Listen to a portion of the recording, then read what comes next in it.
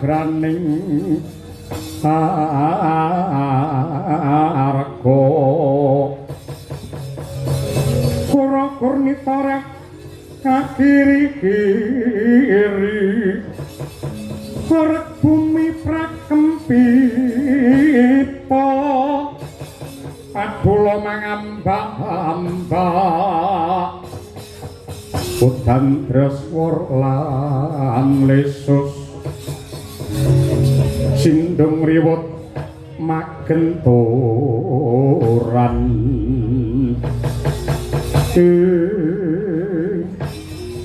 kadangipun kakang sing banget ndak tresnani Dimas Werkudara Liteng Kresna kakangku ana dawuh apa mung kari sak kemprangan paribasane Pandhawa bakal antuk kamenangan sajroning Baratayuda Sena ndok rewangi adus getih udan luh nganti nuwuhake pangorbanan sing ora sithik kuwi yektine Siadi golek apa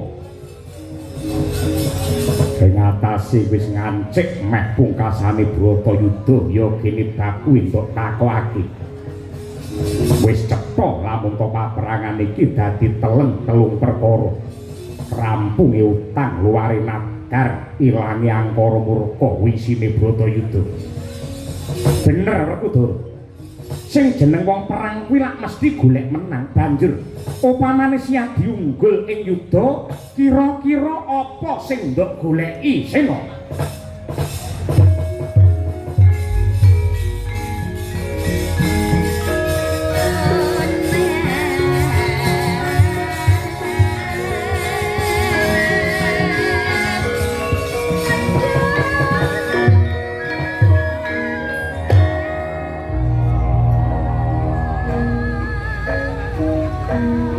aja bingung rasaku sing mbok karepake piye yen Pandhawa jaya aning Bratayuda Siadi bakal ngukuk negara Ngastina nanging kuwi dudu kanugrahan kepara malah kesusahan merga Siadi mung bakal entuk negara sing rusak kraton sing remuk yang perlu bakal ditinggali utang merga bondo Ngastina wis entek nggo ragak perang dening para Kurawa Siadi mung bakal krungu tangise Waranda panderiting bocah lolo lan wong cacat sing dadi korbane perang lah banjur anggon utuh jiwa raga sajroning Bratayuda iki entuk-entukan apa Liteng kakangku kowe kuwi takon apa pengin jajaki arep batine Werkudara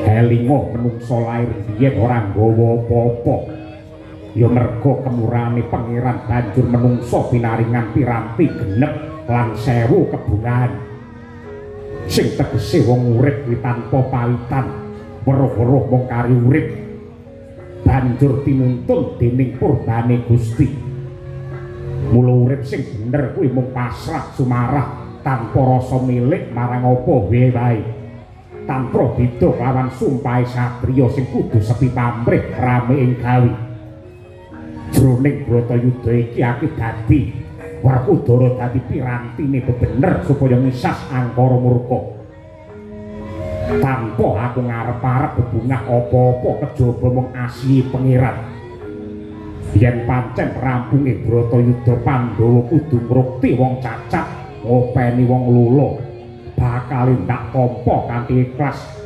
merga yen uripku bisa piguna tumrape wong akeh kuwi padha karo 1000 nugraha sing tak tampa tanpa ana tandinge ning jagat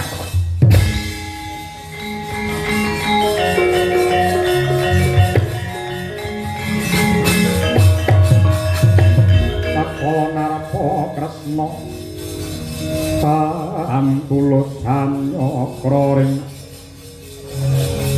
Prasiwara Jahnawi Sota adikku adikku wong gagah saklimah ucapmu nanging mentes lan pantes dirumokake Arya Sena Kowe kuwi arang-arang guneman nanging lamun to gelem omong kok nentremke rasa. Nadyan to kowe kuwi aga gruwa-gruwa blegermu. Nanging batinmu isi mutiara ingkang tulus lan suci. Werkudara, apa? Ndak jaluk si Adi aja lena ing kaprayitna. Aja nganti suda ing kawastadan. Merga isih ana siji benggole Kurawa Dedengkote wong Astina isih meger-meger ya kuwi Duryudana. Ing pungkasane Bratayuda iki sira Yayi Werkudara ndak kekudang kudu bisa ngadeg jejeg minangka pandam-pandome kautaman lebur marang sukertaning bumi Werkudara. Langkahan terus-terusan tunggal pintu perkara bumi kunting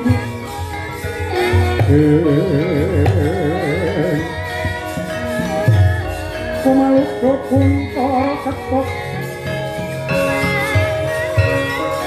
kumukkan konit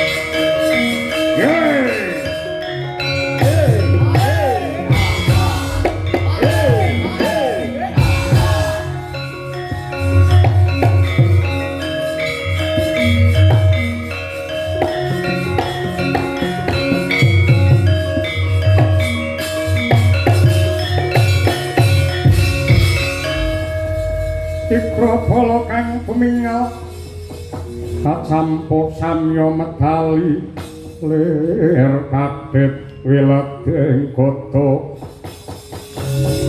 kahyang kumuncan niti Werkudara aja gembilo sirahmu aja ngendel-ngendelke Nadyanto wis bisa ningkes senopati prajurit saka negara Ngastina nanging neng Bratayuda iki kuwi durung menang merga bebantenge wong Ngastina Ratu Ngastina Duryudana isih meger-meger Ripalungguhan iki wis ijen tanpa kanta lan kanthi karepmu piye Kakang Duryudana buktekno karo wong sak jagat anggenku tetandingan karo dapurmu kira-kira sapa sing jengkelang kandhane glundung sirahe bosok koklok dirubung laler aku mung nderekake karepmu sepira banggamu joget lak kendhangi kowe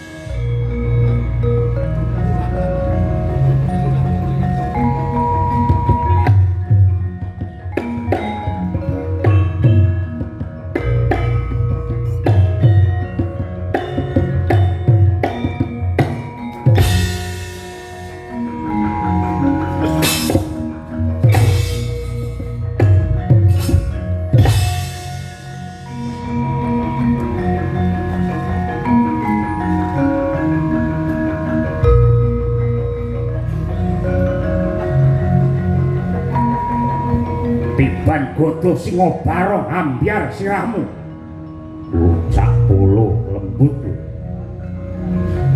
wah wah ah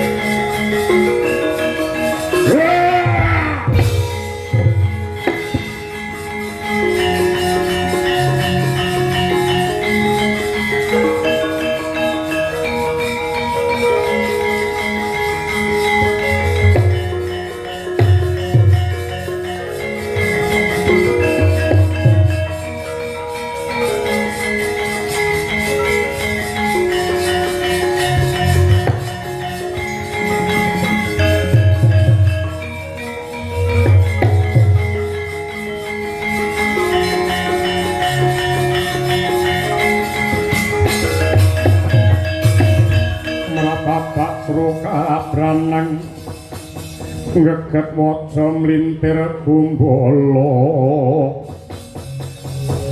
sugal wijiling sabda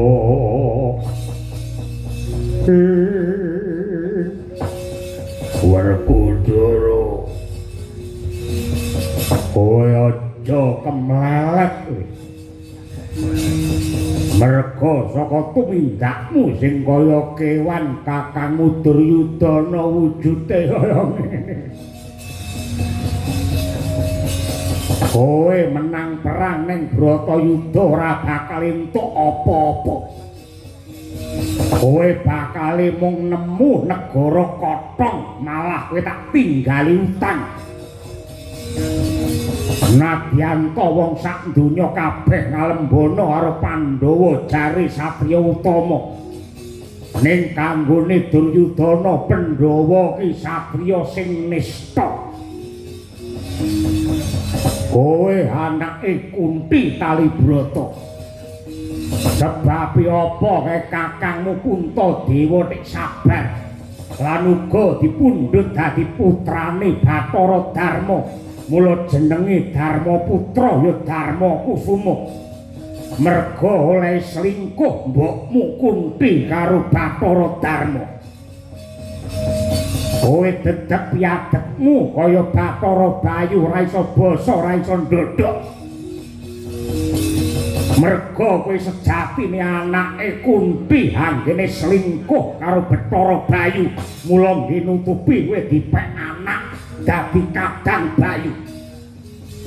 Janaka kae kenapa nek gantengi kliwat ukur merga anggene sesideman mbokmu Kunti selingkuh kelawan Bathara Kamajaya. Nah kula sedewa kae bocah kembar pinter lan ganteng merga Madrim anggene demenan karo Aswan karo Aswin. Kanggone Duryudana Pandhawa dudu wong utama ning kowe anake wedokan planyang cangkeme.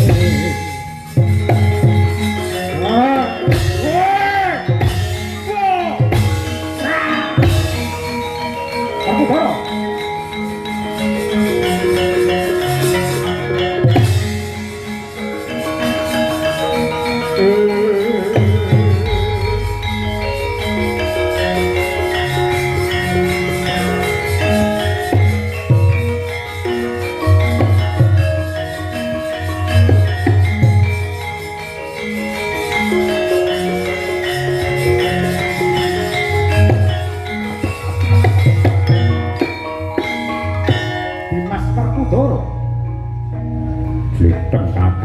piye semune Duryudana iki durung wancine mati kudu ngunduh wohing karma ingkang ditandur ana ing alam padang sak dawane umure merga Duryudana uripe tansah disengker dening kanepsa lan kamurkan nyebar kanistan lan gawe pangkapitungan mula dina iki Duryudana durung bisa mati kudu ngagak-agak sekarat ora urip ya ora mati banjur dikapakake menungso elek iki Duryudana ora bakal gelem mati yen ora bareng karo matine Patih Sengkuni golek ana batange Sengkuni lolohno ning cangkeme Duryudana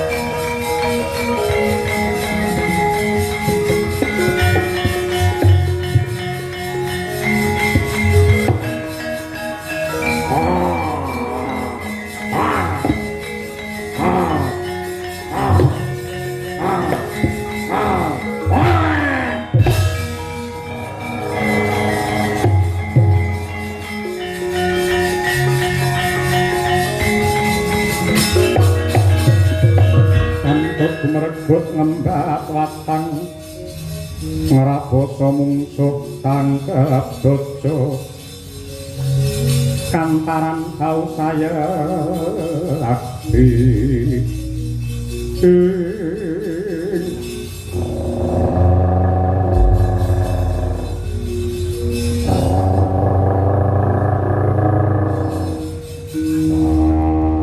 malah ngorok orang ngorok kuwi nglokor ora mati-mati merga ragane lan jiwane durung ikhlas marang lelakon iki dheweke sing ngenteni tuwuh rasa sujana semenang lamun to bojone ya kuwi Banowati mengko ndak didemeni Janaka adimu iki ora bakal mati men ora ngalih saka panggonan mara gage tableken watu gedhe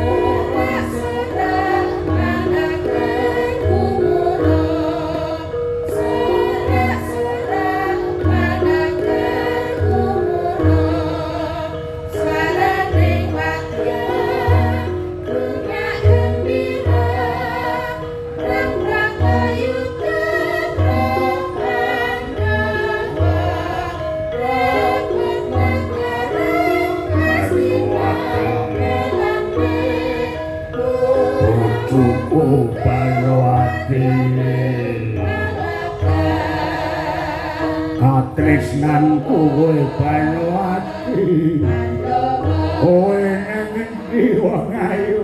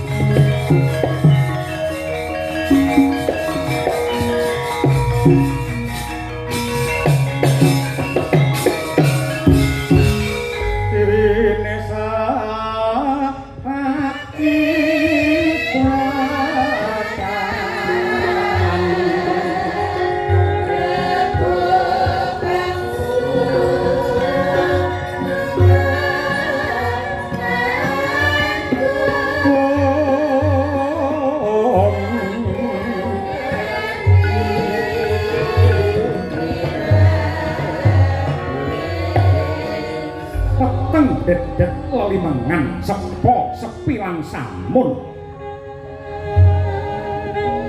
dengan mapan wonten ing Kadipaten Gajahhoya kabare wis nyebar prasasat kaya nundul langit Sang Duryudana ing kaprawasa ing yuda dening Arya Sena ingkang mangkon andadosaken kekes jroning penggalih ingkang ukir jiwa raganira para sata Kurawa nenggih Sang Adipati Dastarata ngalumpuk datan garbe karekat kaya linala sanata bebayune kembang-kembang kang netra datan karasa ndalewer nganti kaya tangkis dadal mangkono tanggap ing sasmita nenggih ingkang garwa Dewi Gendari sewu dalan den temaha kinarya anglipur sungkawane ing garwa nenggih Sang Adipati Dastarata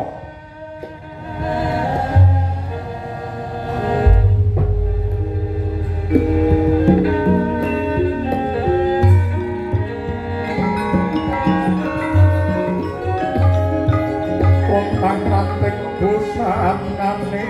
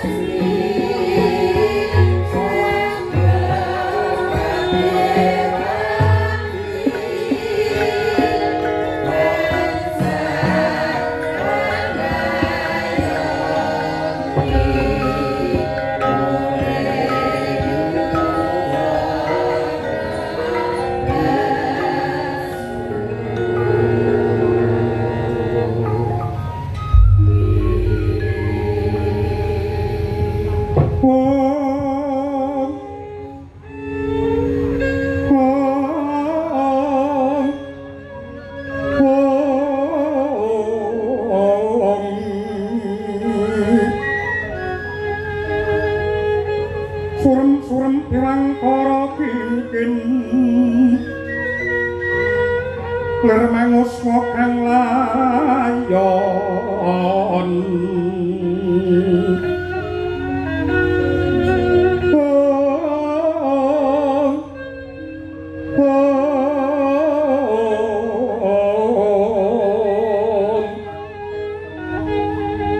denyo ilang memanise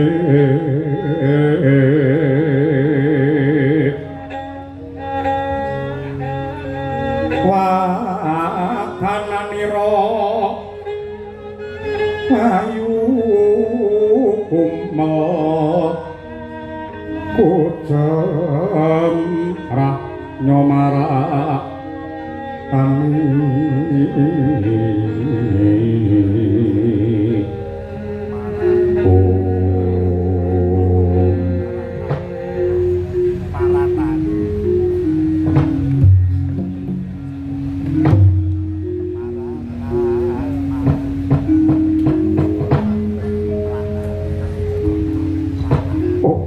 Yuang Agung muga paring pengayoman dumateng kula pun Destarata.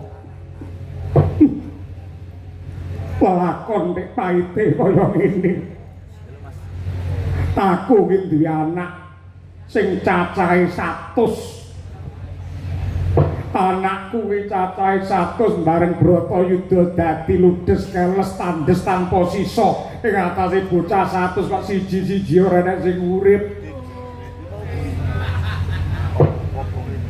Kebangetan ya kaya ngene iki entuk-entukane wong tuwa sing kurang permati nglowentah karo anak gandeng aku ngrumangsani wuta ora weruh dalan anakku ndak pasrahke marang pamane sing jenenge Patih Sengkuni Kurawa ora dituntun marang dalan bener malah diloropake ana jurange kanista lan kerusakan ya mergo rina wengi mengumbar kamurkan satemah dadi panandange liyan dadine kaya ngene bareng Bratayuda dadi kabeh do ngunduh marang tandurane dhewe-dhewe mula bener para pinter kae duwe anak sing apik ora perlu akeh-akeh loro utawa telu jane wis cukup Nadiato bandane pirang-pirang sugih kliwat yen anake akeh ya iso ngopeni iso gedhekke ning bab kapribaden moral budi pekerti langka bisa dadi wong apik wong utama. Ing atase wong anake nganti 100. Ya mergo pancen bojoku sing jenenge Ndari iki pancen yen karep kaya ngono kuwi. Aing gumun anggere wong wedok bakuke nono lek nyego bangsa kaya ngono kuwi. Lek ngladeni karepe bojo saben wengi ora enek lerene nganti babak-babak dengkulku kaya pedhot-pedhot boyokku. Wong wedok dicak leren sewengi paradine malah ngamuk. Lambene le nyongot nganti kena nyantolne kethu. Apa-apa dimusuh anggere dituruti kekarepane. Senengane lunga saka omah bareng mulih numpak Gojek. Dari. Wong wedok nek kaya ngono Dari. Nuwun sewu Kakang Adipati. Perkawis menika mboten rampung menawi namung dipun getuni lan dipun tangisi. Nah, kowe Nadiyanto wong wadon kowe udu panemu. Antarane lanang lan wadon palungguhan iki derajat iki padha ora ana sing beda. Mula kowe tak menangake ngudal gagasan yen nglakoni kaya ngene panemune Gendari piye. Nuwun sewu. Wonten tetembungan tiyang jaler menika badhe muntak kanepsanipun menawi dipun jarak anakipun, dipun jarak bojonipun. Perkawis Kurawa pejah kasulayah wonten madyaning Tegal Kurusitra kula saged nampi nanging Pandhawa menika kebangetan. Pejahipun Dursasana ingkang dipun poteng-poteng lan dipun kokop gedhehipun dening Werkudara. Sarta anak kula Pambayun pambarepun Duryudana ingkang dipun siksa, dipun buang wonten tengah alas, dipun tindhi watu gedhe kaliyan Werkudara. Tetep lamun to menika nilar ing kamanungsan. Anakmu matine kaya kewan mergo ngunduh wae panggawe sing pancen patrape kaya satu. Nanging manah kula mboten saged nampi Kakang Adipati. Yen atimu ora bisa nampa njur karepmu piye? Kula pitados bilih Kakang Adipati ingkang saged males lan ningkes dumateng para Pandhawa. Kula kinten saged jaring kirat para Pandhawa badhe pejah wonten asta paduka Kakang Adipati Dastarata. Usik. Kowe yen guneman nganggo petung aja waton ngomong kaya ngono kuwi. Aku ndok kokon perang karo para Pandhawa, banjur paitaku ki apa, bunciku ki apa? Apa kira-kira kowe ora kuat pawarta adol pangrungu Resi Bisma kae Sekti Mandraguna ora bisa seda yen ora saka kersane dhewe merga duwe aji Swacanda Marana utawa Swacanda Marna. Panjenengane ora bisa seda. Nyatane bareng magut suraning driya sajroning Bratayuda lakone piye? Mung sepele. Penemban Bisma mung kalah karo Senopati wadon ya kuwi Wara Srikandi ing atase Senopati Pepetingan Brahmana Pengpengan kalahe kok karo wong wedok. Nggih sampun memper sampun lumprah nyatanipun jeng ngandika menika ya kalahe nggih kalih kula lho Kakang Adipati. Wis to wis. Resi Durna kae gurune wong perang. Pandhawa bisa Sekti Mandraguna mergo nyecek kawruhe Durna ning bareng Bratayuda piye? Mati dinggo bal-balan sirahe karo Trustajumena. Sangkune kae mbiyen nate gulung Lengatala sarandining awak keblonyoan Lengatala satemah ora tedas gaman lan pusaka ning bareng Bratayuda piye dibeset kulite karo Werkudara Sangkuni modal. Sing pungkasan anakmu si Duryudana kae wong sing gegirisi. Duryudana kae wong ampuh. Laire Duryudana mbiyen barengi sono ajak sak ngestina kabeh ambaung bareng. Banjur diweca dening para Brahmana bakale Duryudana dadi satriya ingkang ampuhe kegila-gila ning nyatane piye? Bareng madheg Senopati nyatane Duryudana ya kalah karo Werkudara. Ing atase para Senopati Pepetingan wae kabeh padha gugur, kabeh para dosedo. Kowe tek mrentah aku arep mateni para Pandhawa karepmu piye? Apa ora padha karo sulung mlebu geni kula marani gepuk? Kowe mrentah aku supaya tanding karo para Pandhawa mung kawiwuta. Apa pancen kowe ngajak men Dastarata ki ndang mati, yen aku mati kowe ora bineh to piye? Iya, ngono. Nyaklaning kalanggan aklar pantamontar tinon ler kakonang suram para tetan padang kasor lan pajaring purnameng gegono dasare mongso katiko nuwun sewu Kakang Adipati Dastarata sampun pentu ing pamanggih andhapan reka dumateng kula tega mentala dumateng seda paduka Kakang Adipati wontenipun kula nyuwun supados ngandika merjaya lan mejahi para Pandhawa menika kula mawa dasar kula mawa waton dasar apa menapa kinten-kinten paduka kesupen bilih paduka menika kagungan kadigdayan linangkung ing kemapan wonten ing epek-epek ngasta nenggih aji lebur geni kula pitados menawi para Pandhawa manggrayang mawi aji lebur geni badhe lebur tumpur tanpa citra Kakang Adipati.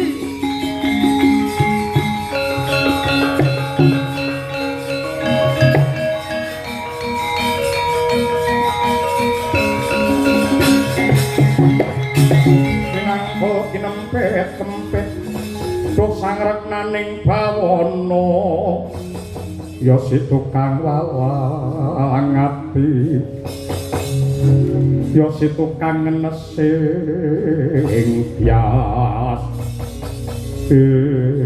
waladala jagat Dewa Batara jagat Mangestungkara pinter banget kowe ndari kowe iki pasis kowe pinter ing atase aku wae sing duwe aji lebur geni ora kelingan parandene kowe ngelekake karo aku yen pancen kaya mengkono Ripalungguhan iki wis tatak wis dadak rasane ngatiku yen aku ndok kongkon mateni Pandhawa patenan kapan krungu kabar Pandhawa boyong teka ning Ngastina aku kandhanono aku jawilen Werkudara dadane tak grayang aji lebur geni rambyar dadi leblak guronane batange